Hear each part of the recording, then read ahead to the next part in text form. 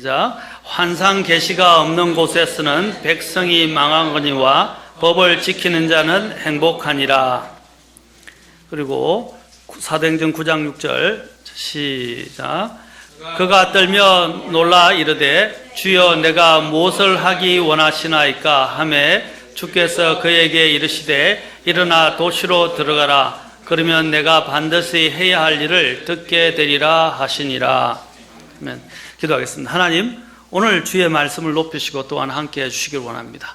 부족한 저는 아무것도 아닙니다. 성령께서 저를 통해서 주의 말씀을 선포하게 하시고 또 담대하게 지혜롭게 권능 있게 선포하고 또 이 말씀을 통해서 우리 성도님들이 하나님의 말씀을 통해서 유익을 얻고 또 더 생명이 소성하게 되고 도전을 받고 또 주님께 나아갈 수 있도록 하시고 주님께 영광을 돌리는 삶이 되도록 도와주옵소서. 주님, 이 모든 것을 주님께 의탁하며 우리 주 예수님의 귀한 존함을 받들어 기도합나이다. 아멘. 앉으시겠습니다.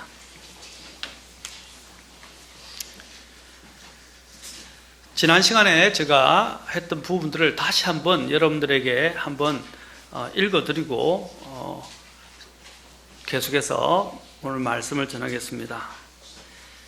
대학생 선교회 CCC의 총재였던 고 김중근 목사님이 비전에 관해서 설교한 적이 있는데 그 중에서 이 부분은 참으로 의미심장한 부분이어서 제가 다시 발췌한 것을 소개하면서 오늘 읽겠습니다. 우리는 공산당은 미워하고 원수같이 생각하고 있지만 그러나 그들에게는 원대한 비전이 있습니다. 1957년에 토인비가 타임지의 기고한 것을 보면 해피 아메리카와 홀리 러시아는 세상을 평등하게 하려는 꿈을 가지고 있지만 만약 전쟁이 일어난다면 미국 사람들은 자기 개인의 행복과 향락을 위해서 살고 있기 때문에 홀리 러시아에게 질 것이라고 했습니다. 솔제니친도 그런 말을 했습니다. 미국이나 유럽의 청년들은 전체 의식이 없고 비전이 없기 때문에 전쟁이 일어난다면 질 것이라고 했습니다. 공산주의자들은 유토피아를 약속하고 있는데 물론 거짓말입니다. 공산주의가 대두된 지 50년, 60년이 지나도 유토피아는커녕 더욱 지옥과 같이 되어버립니다. 그러나 중국의 모택동은 중국의 꿈을 심었습니다. 물론 그것은 거짓된 공산주의의 이데올로기이지만 구체적으로 프로그램을 제시했습니다. 그래서 빠르게 중국 민족을 끌어갈 수 있었습니다. 그는 또한 전 세계 사람을 프롤레타리아화 해야 한다는 비전을 문화혁명을 통해서 10대들에게 심어 주었습니다. 그래서 모택동 의록은 중국의 성경처럼 읽혀졌습니다. 못난 중공 민족이 전 세계를 해방한다는 꿈을 가졌습니다. 물론 그것은 거짓된 공산주의의 이데올로기였지만 구체적으로 프로그램을 제시했습니다. 그래서 빠르게 중국 민족을 끌어갈 수 있었습니다. 또한 전 세계 사람을 프롤레타리아화 해야 한다는 비전을 문화혁명을 통해서 10대들에게 심어주었습니다. 일본의 창가 학회는 우리나라의 서산 대사와 같은 중을 놓고 전 세계를 통일할 메시아로 만들어 버렸습니다. 종교와 예술과 문화와 정치 등 모든 것이 그 산하에서 규율되고 통일된다는 메시아관을 제시하고 있습니다. 그리고 그것을 2천만 명이 따르고 있습니다. 통일교가 하는 일을 보아도 놀라지 않을 수가 없습니다. 미국의 언론에서 아무리 비난을 해도 할 말을 다 합니다. 그들에게는 꿈이 있기 때문입니다. 그들이 만든 메시아가 전 세계를 통일한다는 꿈을 가지고 있기 때문입니다. 여호와의 정의를 믿는 사람들도 세계에서 제일 전도를 집요하게 합니다. 14만 4천 명이 지상 천국을 건설하는데 모두 지배자가 된다는 확실한 신념을 가지고 있기 때문입니다. 여러분, 공산당이 얼마나 무서운지 여러분 아십니까? 오늘날의 우리의 생각들이 이렇게 변해가고 앞으로 적그리스도가 오기 전에 이러한 사상으로 사람들을, 특히 젊은이들을 점점 세뇌시키고 무장시켜 갈 것입니다. 여러분, 이 이데올로기에 세뇌가 되기 시작하면 이 사람들은, 이 젊은이들은 자신의 청춘을, 심지어는 자신의 생명까지 바칩니다. 그러나 오늘 그리스도인들은 이 공산당들을 이겨낼 수 없을 만큼 약해져 있고 나약해져 있습니다. 오늘 우리 아이들이, 특히 우리 젊은이들이 이러한 잘못되어진 이데올로기들, 세상의 주류, 세상의 이러한 사상들, 세상에 외치는 그 소리에 아이들이 넘어가도록 우리 부모님들은 깨어 있어야 할 것입니다. 기도해야 합니다. 제가 늘 이야기하지만 지금 그 젠더 메인스트림이라고 하는 성주류화가 있는데, 이 성주류화가 우리 아이들을 물들이고 있습니다. 성주류화가 뭔지 아십니까? 성주류화가 뭔지 아십니까? 성에 대한 하나님의 개념을 깨트리는 것입니다. 그래서 성경에도 경고하고 있죠. 남자는 여자 옷을 입지 말며 여자는 남자 옷을 입지 말라. 하나님은 처음에 세상을 창조하실 때 남자와 여자로 창조하셨어요. 그것을 도전하고 그것을 바꾸려 하는 이런 혁명적인 일들이 지금 일어나고 있고, 지금 우리의 문화에 젖어들었어요. 하나님은 남자와 여자로 만드시고 분명한 성을 구분하셨습니다. 그리고 남자는 남자의 옷을 입어야 한다고 그랬고 여자는 여자의 옷을 입어야 한다고 그랬어요. 그러나 유니섹스화가 되기 시작하면서 남자가 여자의 옷을 입고 여자가 남자의 옷을 입으며 남자가 여자의 머리를 하고 머리카락의 모습을 하고 여자가 남자의 머리카락의 모습을 하고 있습니다. 성경은 그것이 분명히 잘못됐다고 말하는데 이 세상은 그것이 유행이라고 이야기하면서 사람들의 마음들을 호도하고 바꾸고 있어요. 이것이 우리 안에 조금씩 문화라는 이름으로, 또 세상의 주류라는 이름으로, 또 대다수가 한다는 이름으로 우리의 삶에 침투해 들어왔고 우리의 안방까지 들어왔고 우리의 가정까지 침범해서 우리의 가정을 망치고 있다는 사실입니다. 이것은 중대한 문제입니다. 여러분, 마귀가 우리에게 접근해 올 때 무조건 성경을 가지고 오지는 않아요. 제일 먼저 뭐부터 오냐면 우리의 이런 일상적인 생활의 기준을 파괴하기 시작합니다. 그것이 뭔지 아십니까? 특히 교회를 파괴할 때 먼저 성경을 공격하면서 들어오지 않아요. 그 성경의 사상을 바로 공격하면 그리스도인들은 반드시 반대할 것이기 때문에 어떻게 들어오냐면 바로 여러분이는 옷차림, 여러분들이 들어하는 음악, 또 여러분들이 또 즐기고 있는 문화라는 이름으로 들어오기 시작합니다. 그는 굉장히 무서운 사탄의 전략 전술인 것입니다. 오늘 이렇게 특히 아이들이 이 성을 해체하고 권위를 해체하는 형태로 교회 안에 이러한 비전을 심어주면서 이런 사회주의와 이런 잘못된 것들이 교회 안에 들어오고 있습니다. 요즘 보십시오. 권위가 해체되고 있지 않습니까? 나라에 대한, 정부에 대한 권위, 그 다음에 교권에 대한 권위, 그 다음에 부모에 대한 권위를 무시합니다. 요즘은 부모가 자식을 징계한다고 아이가 고소를 해서, 우리나라에서도 고소하는 일들이 일어났습니다. 그래서 부모가 법정에 갔어요. 교사가 교권을 가지고 물론 남용하고 학대하는 것은 잘못됐지만 적절한 징계는 반드시 필요합니다. 그러나 징계를 하면 학생의 인권을 유린한다 그러고 무시한다 그러면서 교사를 고발하고 교사를 법정에 세우고 교사를 징계하고 교사를 심지어는 퇴직시키는 일들이 일어나고 있습니다. 부모도 고소합니다.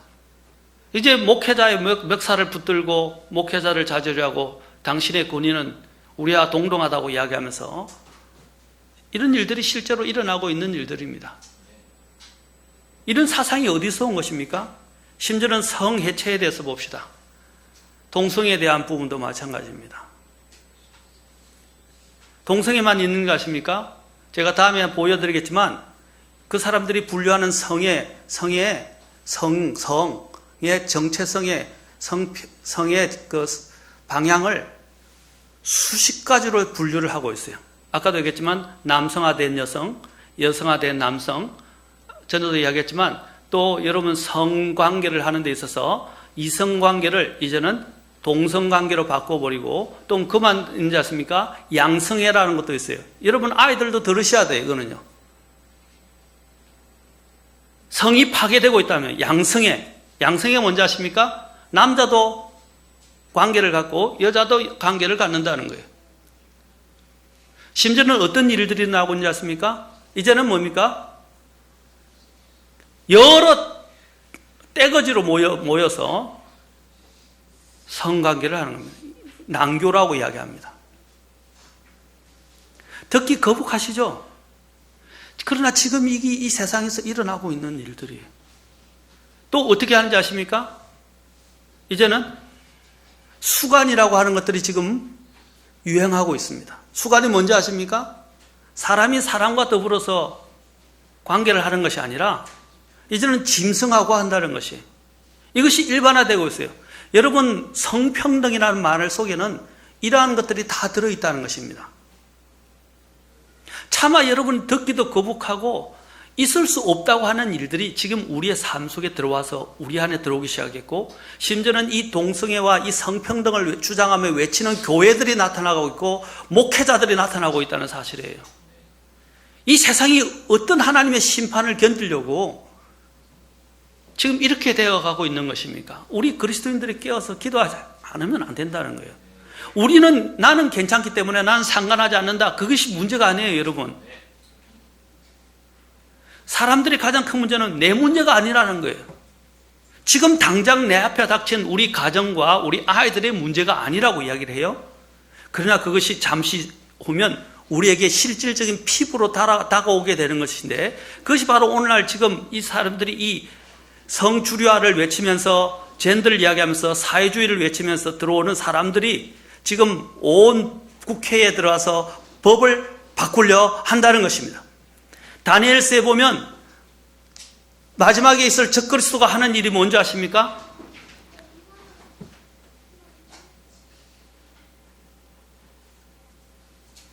법을 바꾸려 한다는 것입니다.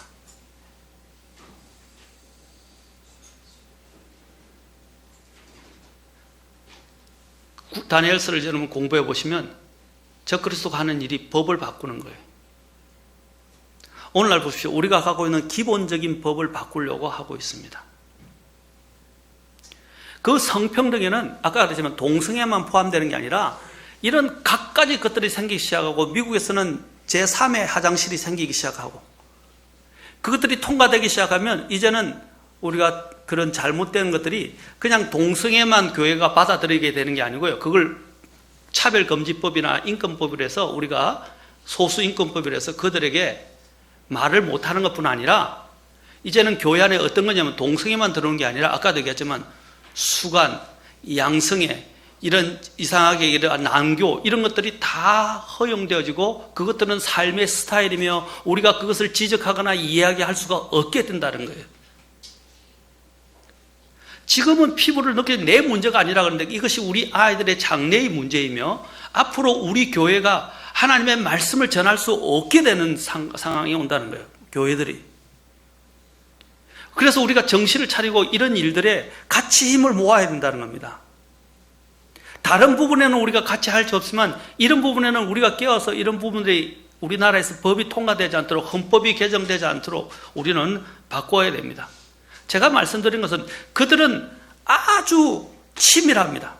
치밀한 전략 전술을 가지고 하나씩 침투해 돼서 우리 사회에 있는 젊은이들을 끌어가고 세뇌시키고 바꾸고 있습니다.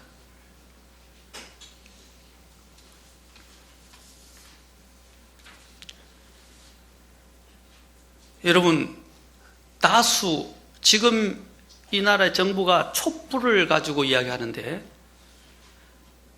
적폐청산은 이루어져야 되고 올바른 나라의 규율이 잡히긴 해야 됩니다. 그러나 적폐청산은 이름으로 시작해서 대다수로 촛불이라는 이름으로 인해서 대다수가 심지어는 하나님의 법을 바꾸려고 그러고 우리의 신앙 양심을 바꾸려고 그러고 우리의 가장 기본적인 이런 질서들을 대체시키려 하는 움직임은 우리가 용납해서는 안 됩니다. 미국이 1776년 영국에서 독립한 지 55년이 지난 1831년에 프랑스 청년 토커빌이라는 사람이 있는데 이 사람이 미국의 민주주의를 연구하고 그 책이 나오게 되었습니다. 그런데 그가 미국이 왜 성공하게 됐는가 하면서 민주주의를 부러워했습니다. 미국의 민주주의를. 그러나 미국의 민주주의를 한없이 부러워하면서도 민주주의에 가해질 수 있는 위협과 민주주의 자체에 내재된 위험을 함께 지적했습니다.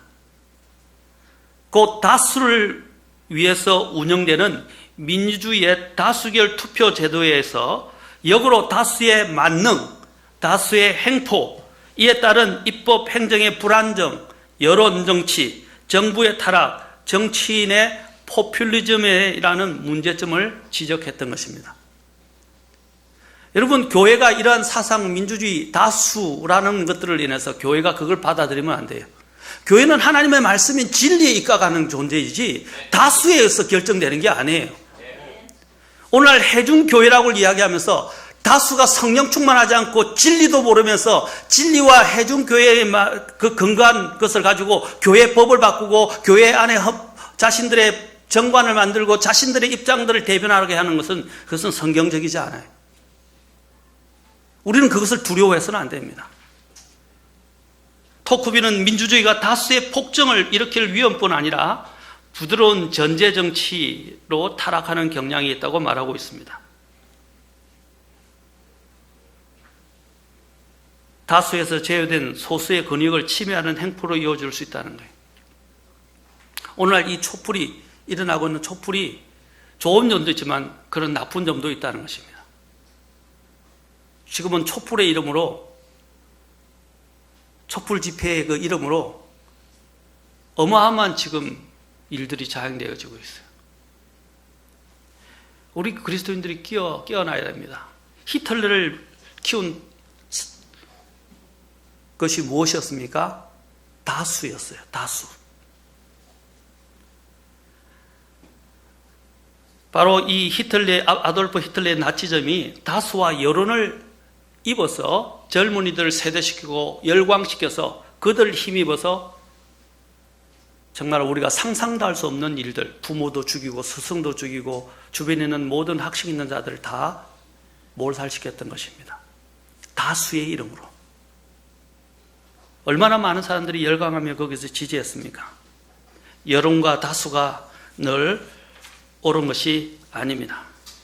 여러분, 교회는 하나님의 진리의 말씀에 입각하여 세워지고 운영되어야 합니다.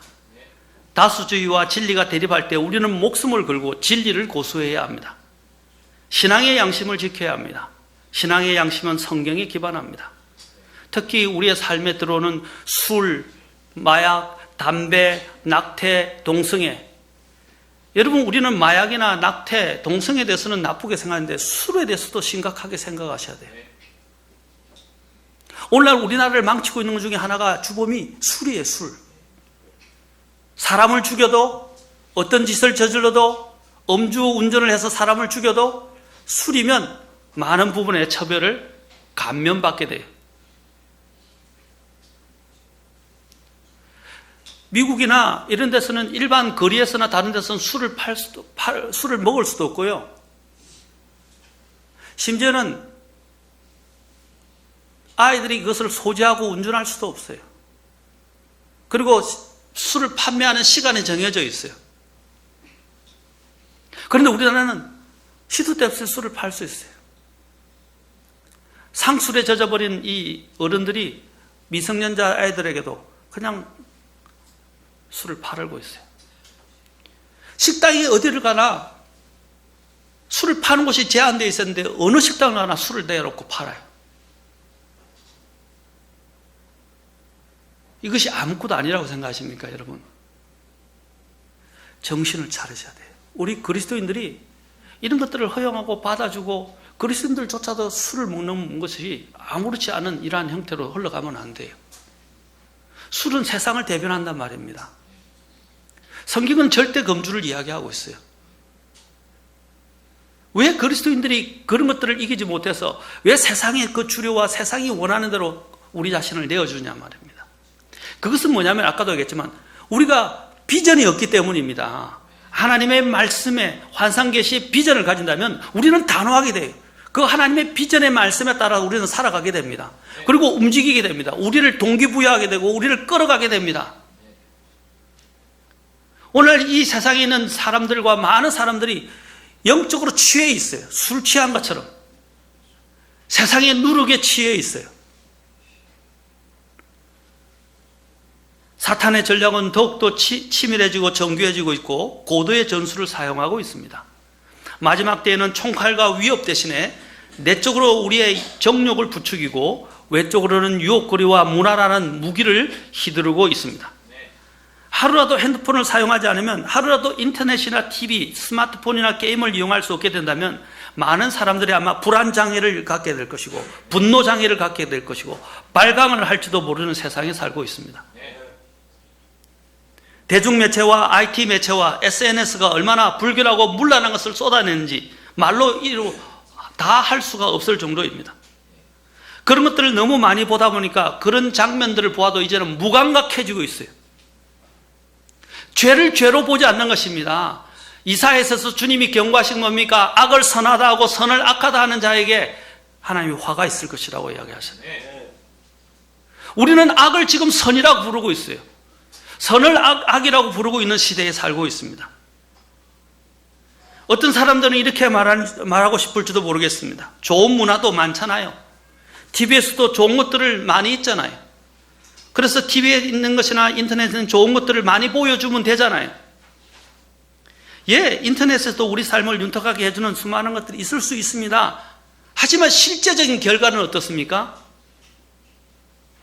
실제적인 결과는 뭐예요?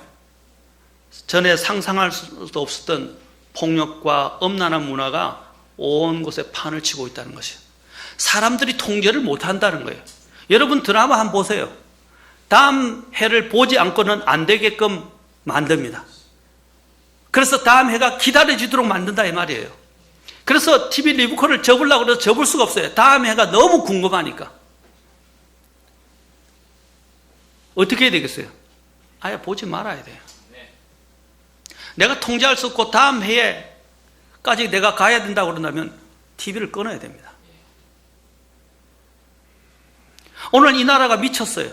저희들은 TV를 안 보니까 TV 전기료에 TV 수신료를 내는데, 수신료 낸다 그러니까 심지어는 모니터에 그 케이블 방송을 TV를 꼽을 수 있는 것이느냐, TV가 또 컴퓨터 모니터가 TV를 시청할 수 있는 요건이 되어 있는가, 그것까지 다 검사하는 거예요. 요즘 모니터에 TV 이게 안 달린 게 어디 있어요? 거의 요즘 그렇게 주류가 돼가는데, 그래 놓고 뭐냐면 TV를 볼 수 있기 때문에 TV 수신료를 제외할 수 없습니다. 그래서 전기료에 계속 이어요. 이번에도 다시 했더만은 이전에 제가 모니터를 그래서 바꿔버렸어요. 바꿨더니 뭐라고 그러냐면 그 모니터를 보고 그 이전에 있던 모니터를 어디다 처분을 했는지 그걸 밝히라는 거예요. 지금 일어나는 일들이에요. 제가 그래서 다시 전화해서 항의를 하려고 합니다. 돈의 혈안이 되고 이 세상이 미쳤어요.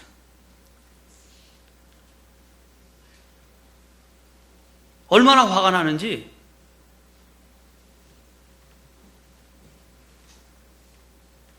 어떤 분이 이런 말을 했습니다. 우리의 오늘은 어제 생각한 결과이다. 우리의 내일은 우리가 오늘 무슨 생각을 하느냐에 달려있다. 우리가 오늘 무엇을 생각하느냐가 나를 만듭니다. 그리고 내 미래를 결정합니다. 오늘 여러분은 무엇을 생각하고 이 자리에 오셨습니까? 무엇을 바라보고 계십니까? 이게 비전과 관련되어 있어요. 비전은 여러분이 무엇을 생각하고 무엇을 따라가게 하느냐를 결정짓는 가장 중요한 것입니다. 그것이 비전, 다른 말로 쉽게 이야기하면 목적의식이 있느냐 이런 것입니다. 목적이 내가 만들어낸 목적과 비전이 아니라 하나님께서 나를 구원시켜 주셨고 하나님이 나를 구원시킬 때 나에게는 비전을 주셔요. 그 비전을 쫓아가야 됩니다. 오늘 우리 아이들이 이런 비전 없이 무방비하게 이 세상의 문화에 그냥 널려져 있고 방치되어 있습니다. 부모들이 통제할 수가 없게 됐어요. 지금 통제하면 아이들이 요즘은 얼마나 거부를 하고 반항을 하는지. 요즘은 아이들 키우기가 더 힘들어요. 이전에는 우리는 사춘기라는 걸 모르고 컸어요. 지금은 사춘기라는 게 너무너무 심각해요. 또 사춘기를 핑계대고 아이들이 자신의 자유를 구가하고 내버려 두라고 이야기합니다. 오늘날 교육과 철학 방식은 내버려 두라고 이야기합니다. 부모가 자식을 통제하지 않고 자식을 징계하지 않으면 누가 할 수 있겠습니까? 가정이 기준이 무너지니까 사회가 무너지고 국가가 무너지는 것입니다. 우리가 그리스도인으로서 그리스도인다운 기준을 갖고 있지 않으니까 심지어는 그리스도인 자들이 세상에 무방비하게 노출되고 아이들을 그렇게 노출시키니까 방치시키니까 미래의 꿈나무들이 점점 사라지고 있어요. 미래의 꿈나무들이 교회를 떠나고 있어요. 그런데 재밌는 현상이 있어요. 미국도 마찬가지입니다. 지금 한국도 마찬가지예요. 의외로요, 사람들이 구미에 맞게 세상이 원하는 방식을 들여와서 세상의 방식을 들어와서 교회에다가 하기 시작하니까 처음에는 막 사람들이 몰려드는 것 같은데 결국에는 어떻게 되냐면 애들이, 청년들이, 특히 젊은이들이 다 떠나가요. 좀 있으면 식상하거든요. 그런데 오히려 진리를 더 강하게 전하고 분명한 기준을 제시하면 사람들이 남아있다는 거예요. 그리고 정신이 살아있다는 거예요. 미국 교회들이 지금 문을 닫는 교회들이 대부분이 어떤 교회들인지 아십니까? 타협한 교회들이에요. 그러나 오히려 진리를 더 강하게 전하는 교회로 사람들이 오히려 부모들이 아이들을 끌고 그 교회로 간다는 거예요.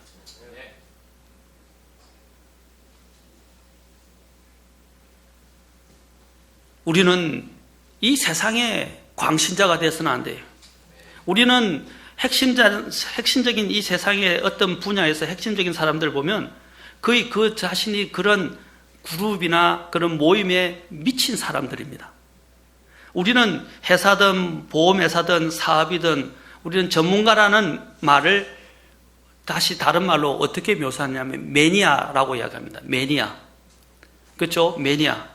게임 매니아, 무슨 매니아, IT 매니아, 뭐 매니아라고 이야기합니다. 매니아라는 것은 어떤 한 가지에 미치거나 아예 그것에 빠져 있는 사람을 이야기해요. 전문가를 의미하기도 합니다. 우리가 어디에 매니아가 되어야 되겠습니까?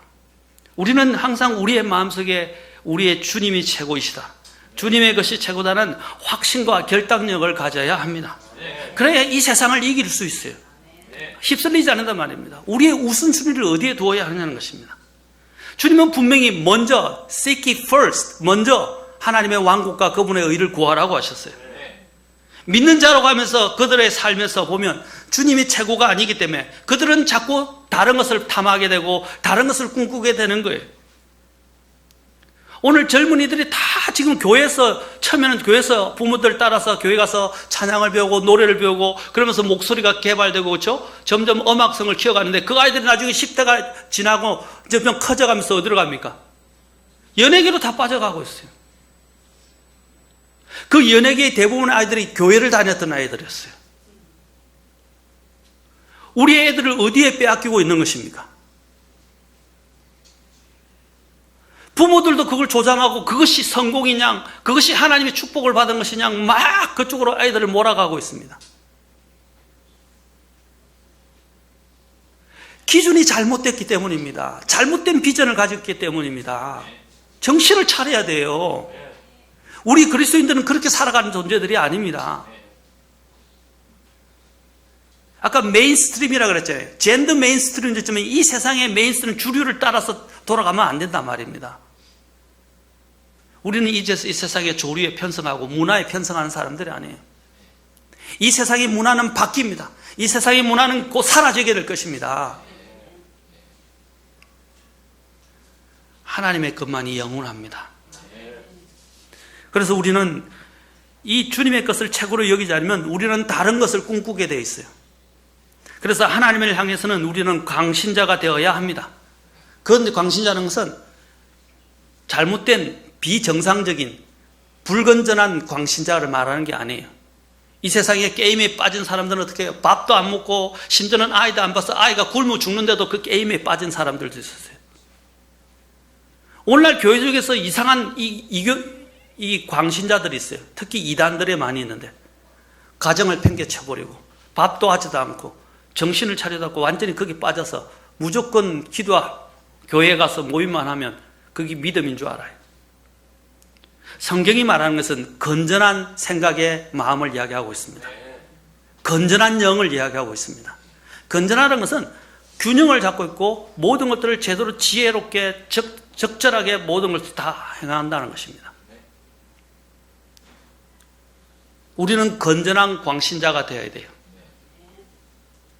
두 마음을 품은 사람은 모든 길에서 안정이 없다고 야고보서 1장 8절에서는 이야기했어요. 저와 여러분이 두 마음을 품으면 안 돼요. 세상과 하나님 중에 분명한 기준을 정하셔야 돼요, 먼저. 그리고 일을 하세요. 기준을 정하지 않으면 여러분들은 닥치는 대로 여러분들은 일을 하게 되고 움직이게 돼요. 이것도 아니고 저것도 아니고, 그래서 눈에 보이는 대로 닥치는 대로 현실에 급급해서 살아가게 됩니다. 그러면 일을 해결할 수가 없어요. 주님은 분명히 두 마음을 품은 자는 자기의 모든 길에서 안정이 없다고 그랬어요. 두 마음을 품은 자들아 너희 마음을 순결하게 하라 라고 야고보서 4장 8절에서 말합니다. 하나님께서 우리 그리스도인들을 부르실 때는, 그리고 하나님은 하나님의 사람들을 부르실 때는 항상 비전과 함께 약속을 주십니다. 그 비전이라는 건 뭐라고 했어요? 하나님의 환상계시라는 것은 하나님의 말씀이라고 말씀드렸어요. 하나님이 말씀을 주실 때는 경고도 주시지만 약속을 주시는 거예요. 이스라엘 역사의 가장 큰 문제는 무엇입니까? 그 약속의 말씀을 믿음으로 붙들지 않았다는 것입니다. 믿음으로 붙들지 않았다는 것입니다. 비전이라는 것은 하나님의 음성을 듣는 데서 시작합니다. 그것은 내가 평소에 생각하고 꿈꾸는 것이 아니라 하나님께서 그분의 말씀을 통해서 친히 보여주시고 약속하시는 것입니다. 그래서 히브리서 11장 1절은 믿음은 바라는 것들의 실체요 보이지 않는 것들의 증거니라고 말하고 있어요. 믿음은 바라는 것들의 실체요 보이지 않는 것들의 증거다. 이 무슨 말이냐? 굉장히 어렵게 들지만 제가 쉽게 말씀드려요. 멀리 있지만 우리는 뭡니까? 믿음은 멀리 내다보지만 소망을 쫓아갑니다. 믿음은 보이지 않는 것을 보이는 것처럼 확신하고 나아갑니다. 자, 잘 안 보여요. 멀리 있었어요. 그러나 그것이 지금 당장 나에게 보이는 것처럼 그걸 붙들고 내가 일을 한다면, 여러분 여기 보면 우리 공무원 시험 공부하는 형제도 있는데 어떻게 합니까? 당장 시험이 멀리 있지만은 시험이 지금 당장 그 이후에 장래에 내가 해야 할 일들을 위해서 지금 해야 할 일들을, 많은 세상의 일들을 다 정리하고 우선순위를 그곳에 둔다 이 말입니다. 왜 뭡니까? 지금 당장에 보면 이 사람도 만나야 되고 저것도 해야 되고 저것도 해야 되고 돈도 벌어야 되고 해야 될 게 많아요. 그런데 뭐예요? 나중에 시험을 치거나 합격하고 나온 이후에 있게 될 삶을 바라보는 거예요. 그러니까 어떻게 해요? 지금 이 당장에 있는 욕구들을 자제하고 절제하게 됩니다.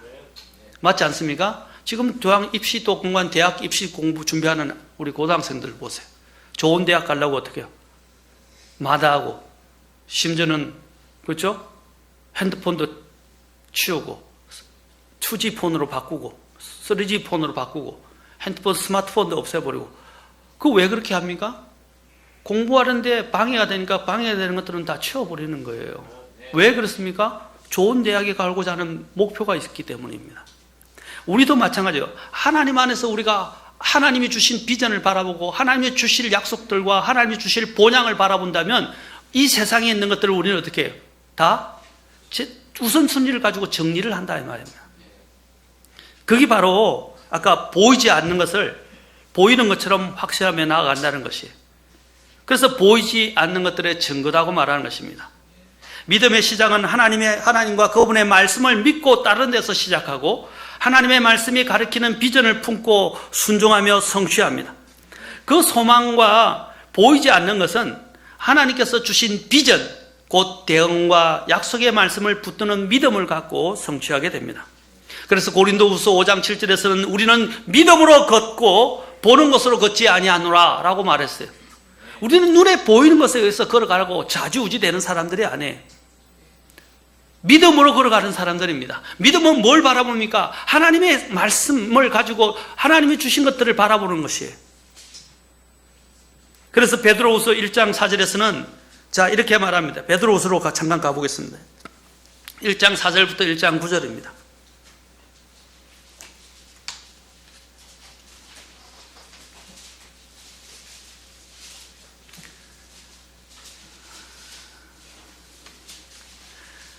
여러분 세상에 살기 힘들죠? 쪼달리고 많이. 제가 왜 이렇게 무거운 주제를 가지고 좀 여러분들에게 이야기하냐면 힘든데 지금 우리를 대항하는 싸움이 너무 크기 때문에 우리가 정신을 차리고 이런 비전을 갖지 않으면 안 돼요. 비전을 가지면 사람이 달라져요. 목표가 있기 때문에. 그리고 그 비전을 성취해가는 그 기쁨은 다른 어떤 것과도 비교할 수 없어요. 그래서 하나님의 비전을 가지라는 거예요. 그러면 목표의식이 분명해집니다. 베드로후서 1장 4절부터 9절입니다. 자, 그것들로 말미암아 지극히 크고 보배로운 약속들이, 자, 보배로운 약속이라 해서 보배로운, precious promise. 보배로운 약속들이 우리에게 주어졌나니 이것은 너희가 이 약속들을 힘입어 정욕으로 인해 세상에 있게 될 썩을 것을 피하여 하나님의 본성에 참여하는 자가 되게 하려 함이라. 보십시오. 보배로운 약속들. 이 약속들을 가지고, 이게 비전이에요. 이 하나님의 말씀의 비전의 약속들을 가지고 우리가 나아가게 되면 어떻게 해요? 세상에 있게 된 썩을 것을 피하고. 목표가 있는 사람은 아까 얘기했죠. 입시 목표를 갖고 있는 사람들이나 또 자신들이 시험 목표를 갖고 있는 사람은 어떻게 해요? 목표가 있기 때문에 그걸 이겨낸다 이 말이에요. 정리한다 이 말이에요. 그래서 처음에는 어떻게 해요? 그 참여하는 자가 되게 하랍니다. 자, 그러면서 뭐래요? 이것과 더불어 열심을 다하여 처음에 믿음의 덕을 이라고 믿음부터 시작을 해요. 그래서 마지막에는 뭡니까? 사랑을 더하라까지 나옵니다. 그리고 베드로후서 1장 8절 9절 봅시다. 잘 봐요. 잘 보십시오. 이것들이 너희 안에 있으면, 너희 안에 있어 풍성하면 그것들이 너희가 우리 주 예수 그리스도를 아는 것에서 빈약하거나 열매를 맺지 못하는 자가 되지 아니하게 하려니와. 자, 1장 9절을 제가 강조하고자 하는 부분이 나옵니다. 이것들이 없는 자는 뭐라고 그랬어요? 눈먼 자요 멀리 볼 수 없는 자다라고 그랬어요. 멀리 내다보는 거예요. 믿음은요. 어디를 봅니까? 하늘, 본향을 바라보는 거예요. 그 하늘에서 오실 예수님을 바라보는 거예요. 눈을 들어서 보십시오. 땅만 보고 가십시오. 제가 넉마주의 인생에 대해서 전에 말씀드렸습니다. 계속 땅만 쳐다보고 사는 인생. 그게 넉마주의 인생이에요. 우리는 고개를 들어서 하늘을 보며 살아가야 됩니다. 그래서 시편 8편을 보면 다윗이 골리앗을 무찌르고 난 다음에 그가 무엇을 바라보았습니까? 하늘을 바라보면서 주께서 지으신 하늘과, 그렇죠? 주의 작품들을 바라보면서 그는 감탄하고 그분을 깊이 생각하면서 마음에 감동이 오기 시작했어요. 그래서 시편 8편을 보게 돼요. 주께서 행하신 일들과 주께서 지으신 작품들과 주께서 선포하신 그 영광들을 하늘을 통해서 바라보면서 주님께서 오실 그 하늘을 바라보면서 그는 마음의 감동을 받아서 시편을 기록한 것입니다. 세상 살기 너무 힘들어요. 조금만 이렇게 생각을 하면 정말 소망이 없고 우리의 마음을 아프게 하고 상처를 주고 힘들게 하는 것입니다. 그러나 여러분들이 눈을 들어서 하늘을 바라보면 어떻게 해요? 견디고 이길 수 있고 인내할 수 있고 또한 모든 것들을 절제하면서 정방향으로 나아갈 수 있어요. 비좁은 감방에 갇힌 죄수 2명의 이야기가 있습니다. 감방에는 빛이라고는 전혀 없고 단지 눈높이에 석자 위에 자그마한 창문이 나 있을 뿐이었습니다. 물론 두 죄수는 그 창문을 쳐다보며 많은 시간을 보내야 했습니다. 한 명이 본 것은 엄연한 현실을 일깨워주는 차가운 새 창살만 보았습니다. 그는 날마다 점점 풀이 죽고 비탄에 젖어서 분통을 터뜨리는가 하면 절망하게 되었습니다. 이와 대조적으로 다른 죄수가 본 것은 그 새창살 너머에 있는 별빛이었습니다. 별이었습니다. 자유의 몸으로 새 생활을 시작할 것을 생각하면 그는 희망이 움푹 솟아오기 시작했습니다.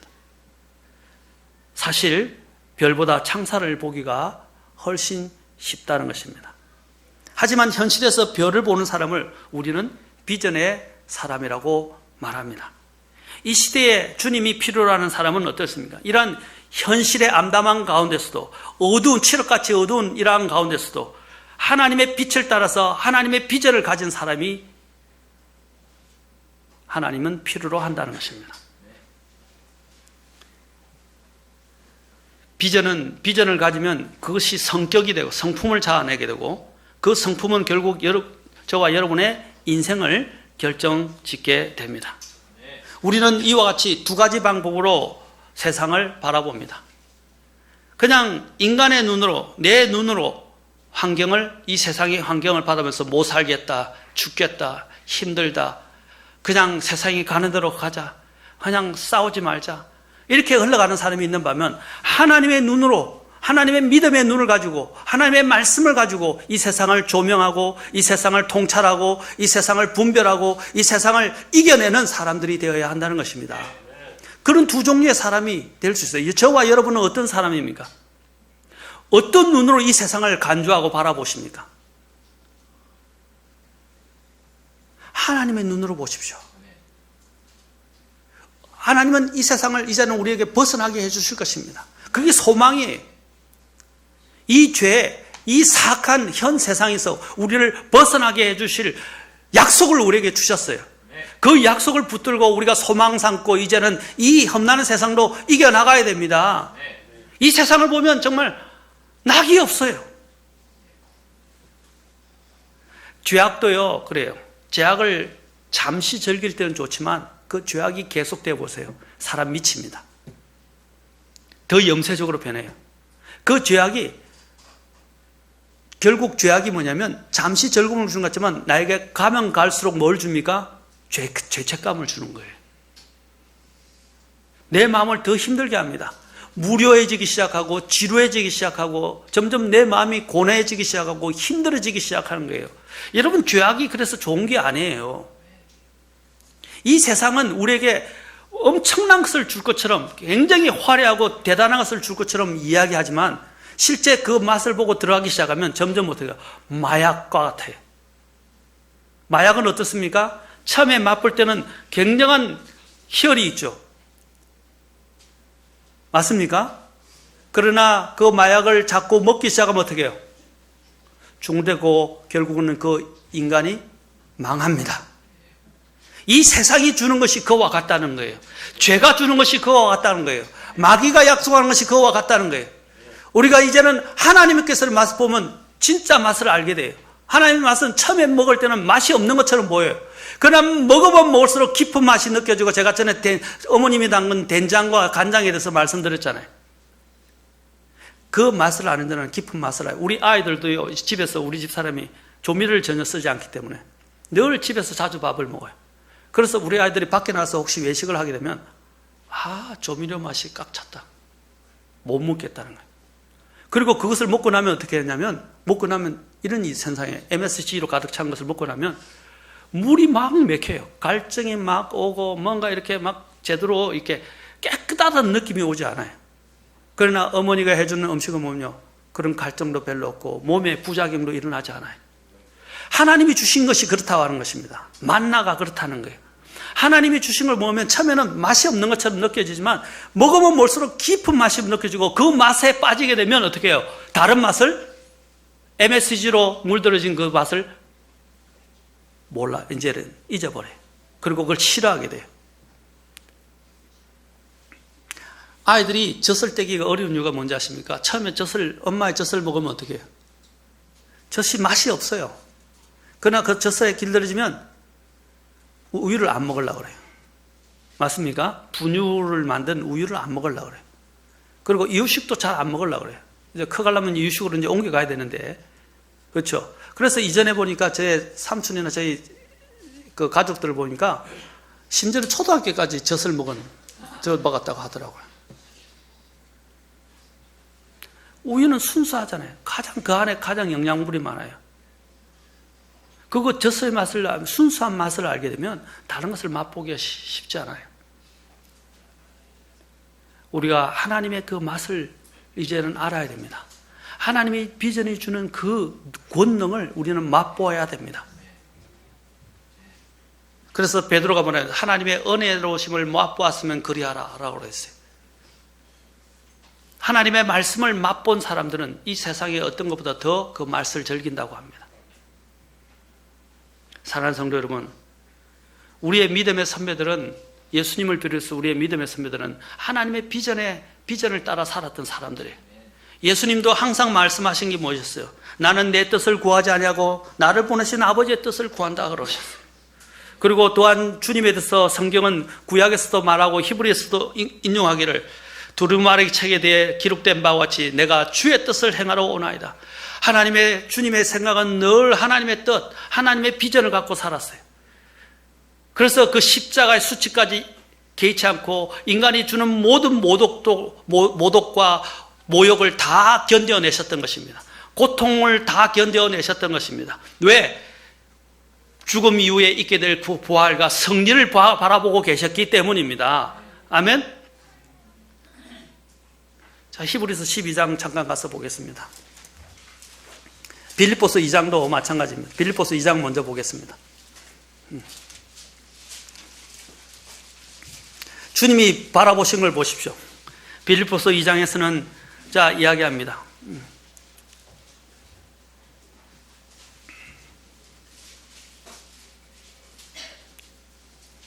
자, 주님이 뭘 바라보셨어요?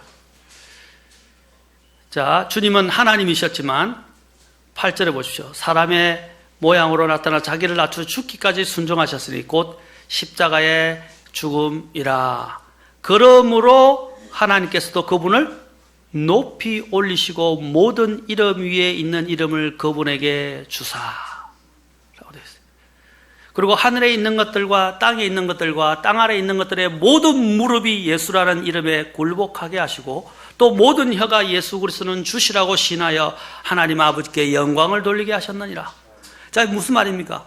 십자가의 죽음을 주님이 그 수치, 그 잠시의 수치와 모욕을 이기신 이유가 뭡니까? 그 뒤에 있기를 주님이 하나님의 높여주시고 모든 만물을 발 아래 두시고자 하는 하나님의 그 뜻을 바라보았기 때문입니다. 히브리서 12장 가보십시오. 히브리서 12장에서도 봅시다.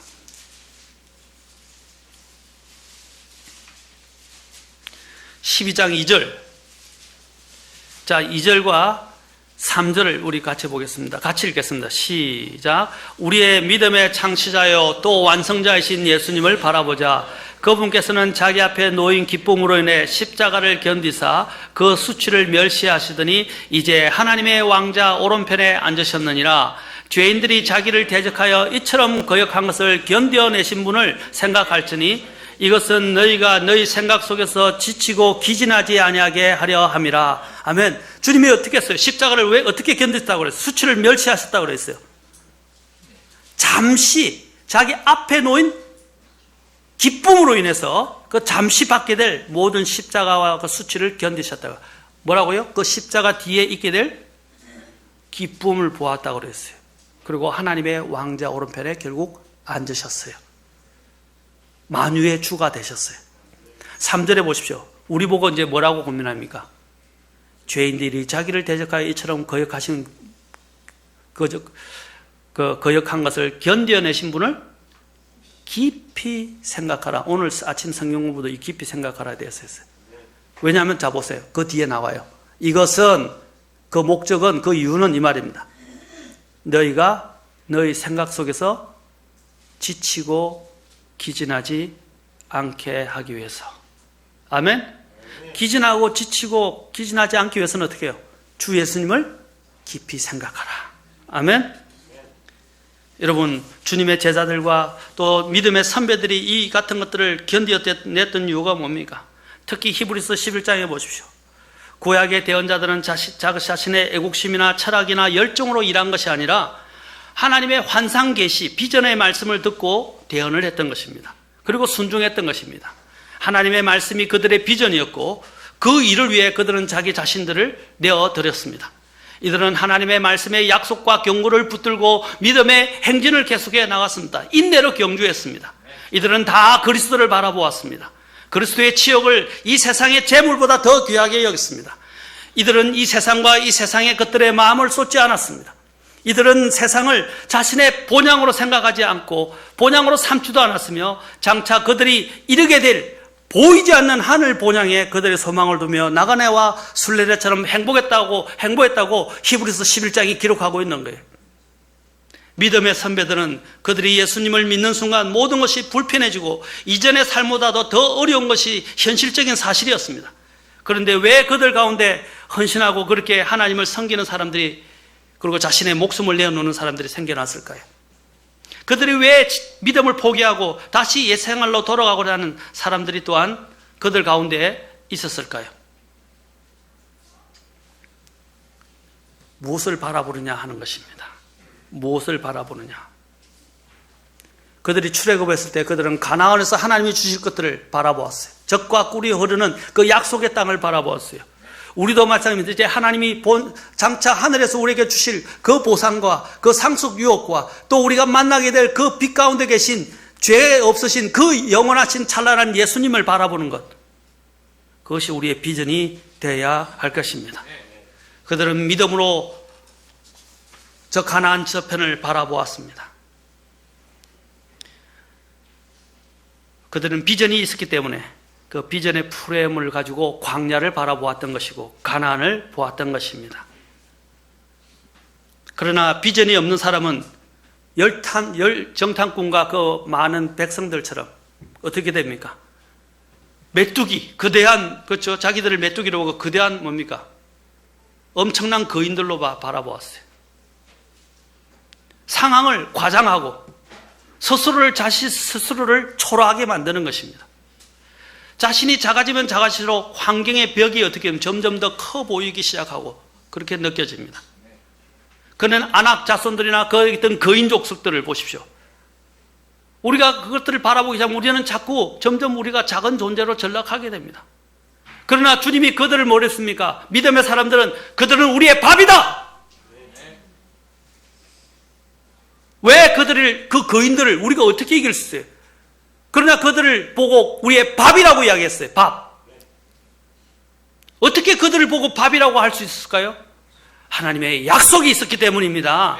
그 비전, 하나님이 가나안 땅을 너에게 주시겠다는 약속을 가졌기 때문에 이 믿음의 사람들은 그들의 외모만 보고 외모의 크기만 보지 않았어요. 오히려 그들을 밥이라고 이야기하면서 그들을 믿음으로 점령하자! 하나님의 약속을 붙들고 나아가자라고 이야기했던 것입니다. 사랑하는 성도 여러분, 눈을 크게 뜨십시오. 만유의 주가 우리의 편이고 우리 안에 계십니다. 그리고 우리에게 이 약속을 주셨어요. 오늘날 사람들이 대통령이 지금 우상화되고 있어요. 젊은이들이 대통령을 보면 환호하고 미쳐가고 있어요. 마치 연예인들 우상을 보는 것처럼 막 심장 떨고 울고 고함을 지르고 발악을 해요. 대통령보다 더 위대한 분이 계십니다. 우리 주 예수 그리스도예요. 앞으로 왕으로서 이 땅에 재림하시고 심판하실 분이에요. 우리를 왕과 제사장으로 삼아 주실 분입니다. 눈을 뜨십시오. 이제는 우리 교회, 저희 각 개인들이 이제는 분명한 목적을 가져야 됩니다.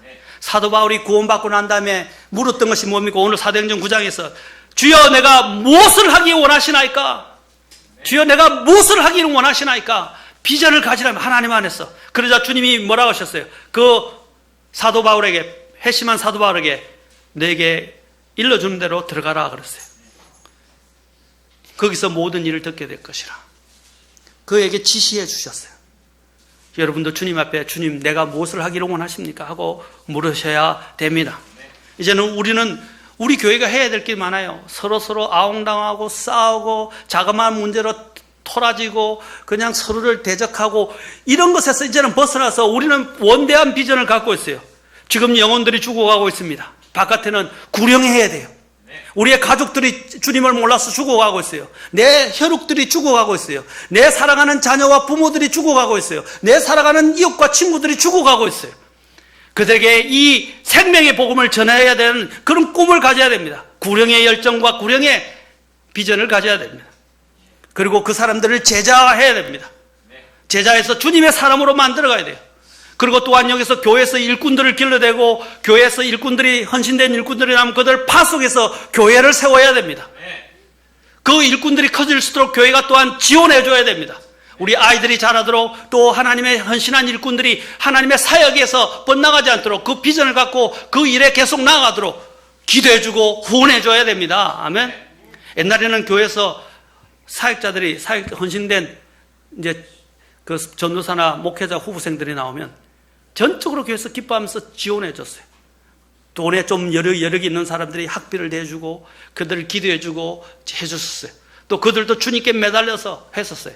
오늘날 이 젊은이들 보면 어떤 것이냐면 내가 돈을 좀 벌어서 돈이 이 정도 차이고 내가 먹고 살 만큼 되면 그 다음 주님께 헌신하겠다. 이건 잘못된 그런 믿음이 아니에요. 이전에 제가 헌신했을 때 그 당시에 쓰는 뭐냐면 앞뒤 안 가렸어요. 그냥 다 내려놓고 주님이 부르신데 직장이고 뭐고 다 내려놓고 그냥 바로 주님께 뛰어들었어요. 믿음으로만 뛰어들었어요. 그리고 주님이 채워주실 것을 기대했어요. 그리고 주님이 채워주셨어요. 그래서 제가 지금까지 여기까지 온 거예요. 저도 우리의 믿음 선배들은 간증들이 많았어요. 하나님이 채우시는 그 능력을 믿었어요. 그런데 오늘날 젊은이들은 그런 게 없어요. 하나님께 매달리는 것도 없고 간절함도 없고 부요에 젖어서 어느 정도 일정하게 내가 먹고 살 수 있는, 내 힘으로 먹고 살 수 있는 은행에 저장되어 있는, 예? 저축되어 있는 돈이 어느 정도 일정되어 있고 먹고 살만 하면 이제 그때 목회하겠다고 그래요. 그리고 또 목회하려고 그러니까 요즘 돈 안 준다고, 돈 안 된다고. 목회 안 하겠다고 그래요. 그리고 교회 성도들도 목사님한테 사례를 주는 것들을 갖다가 마치 자신들이 선심 쓰는 것처럼, 그리고 내가 돈을 주는 거 가지고 목사님이 먹고 사는데 라고 이야기해요. 그런 생각들은 다 버려야 돼요. 이것은 사람이 하는 일이 아니에요. 하나님의 일이란 말입니다. 우리는 그 일꾼들을 위해서 투자하는 일을, 하나님의 일들을 전적으로 하는 사람들을 위해서 투자하는 일들, 드려지는 일들을 우리는 굉장히 아까워해서는 안 돼요. 오히려 더 기쁘게, 더 잘하도록 격려하면서 드려줘야 됩니다. 우리는 지금 교회를 많이 세워야 돼요. 성경적인 올바른 교회를 세워야 돼요. 일꾼들을 양성해야 돼요. 미래의 아이들을 위해서 성경적 양육을 위해서 크리스찬 아카데미 같은 대안학교를 세워야 돼요. 우리 아이들이 지금 이 세상의 교육에 늘려지고 있어요. 이전에는요, 빅뱅 이론 같은 경우도 오늘 교과서에 한 형제님이 이야기하시는데 빅뱅 이론 같은 것도 하나의 설처럼 이야기했는데 요즘은 아예 확정적으로 이야기하고 있어요. 우리나라가 더 심해요. 이 세상. 이 진화론과 유물관에 입각한 사람들이 점점 정치와 정계와 심지어는 교육계까지 다 점령을 해서 우리 아이들이 지금 하나님의 마음에서부터 하나님의 믿음에서 하나님 말씀에서 멀어지고 있어요. 우리는 또 교회가 더 빨리 부흥하고 잘 세워져야 음악 사역을 하고 노인 사역을 하고 병원 사역을 하고 교도소 사역을 하고 구제 사역을 하고 그래서 그들에게 복음을 전하고 그들을 주님께 인도하는 일들을 할 수가 있어요. 해야 할 일들이 너무 많아요. 여러분 비전을 가지고 기도하십시오. 그래서 교회 모임에 와서 기도하셔야 돼요. 그리고 같이 마음을 모아야 돼요. 그리고 드려져야 돼요. 자기의 맡은 것들을 신실하게 또 감당하셔야 돼요. 그래야 교회가 세워줄 수 있습니다. 저와 여러분의 비전은 무엇입니까? 우리 교회의 비전은 무엇입니까? 비전이 없다면 우리도 우리 가정도 우리 교회의 생명도 오래가지 못할 것입니다. 진리를 통한 온전한 목적이 있어야 됩니다.